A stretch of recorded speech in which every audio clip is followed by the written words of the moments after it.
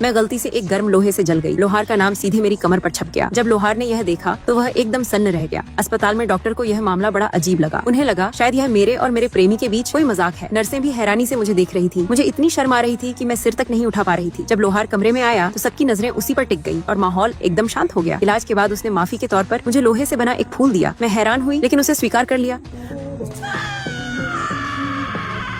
इससे उसे और भी ज्यादा अपराध बोध होने लगा। धीरे धीरे उसे एहसास हुआ कि वह मुझसे प्यार करने लगा है। मैं शहर में टूर गाइड का काम करती थी। उसमें मुझसे अपने दिल की बात कहने की हिम्मत नहीं थी, लेकिन उसने एक बात नोटिस की। मैं हमेशा उसकी दुकान के सामने 45 सेकंड रुकती थी। मेरे साथ ज्यादा समय बिताने के लिए उसने एक योजना बनाई। उसने कबाड़ के लोहे से एक नकली प्राचीन अवशेष बनाया, उसे खास घोल में डुबोया और फिर एक पुरातत्व विशेषज्ञ से उसकी झूठी कहानी तैयार करवाई। देखते ही देखते वह नकली चीज शहर का नया आकर्षण बन गई। उसकी योजना सफल हो गई। अब मैं उसकी दुकान के सामने सिर्फ 45 सेकंड नहीं बल्कि पूरे 15 मिनट रुकने लगी और वह मुझे ज्यादा देर तक देख पाता था। लेकिन एक दिन कुछ लोग उस अवशेष को हटाने आ गए। मुझे बहुत दुख हुआ। उन्हें रोकने के लिए मैं एक खंभे पर चढ़ गई। मजदूर घबरा गए और मुझे नीचे उतारने की कोशिश करने लगे। तभी लोहार हाथ में हथौड़ा लिए वहाँ आ गया। थोड़ी देर सोचने के बाद मैंने नीचे उतरने का फैसला किया, लेकिन अचानक मेरा बैग फट गया। उसने मेरी बिखरी हुई चीजें समेटने में मदद की और मेरा बैग ठीक करने की पेशकश की। मैंने उससे कहा कि मुझे उस अवशेष की बहुत याद आएगी। उसने वादा किया कि वह मेरे लिए बिल्कुल वैसा ही एक बना देगा, लेकिन मैं उसे गलत समझ बैठी। मुझे लगा वह सिर्फ ग्राहकों को आकर्षित करने के लिए फिर से नकली चीज बना रहा है। गुस्से में मैं अपना बैग लेकर जाने लगी। उसने मुझे रोककर समझाने की कोशिश की, लेकिन जब उसने देखा कि मैं सचमुच आहत हूँ तो वह अपनी सारी झिझक भूल गया और सबके सामने अपने प्यार का इजहार कर दिया। उसके सच्चे और अटूट प्यार के आगे मेरा दिल भी धीरे धीरे पिघलने लगा।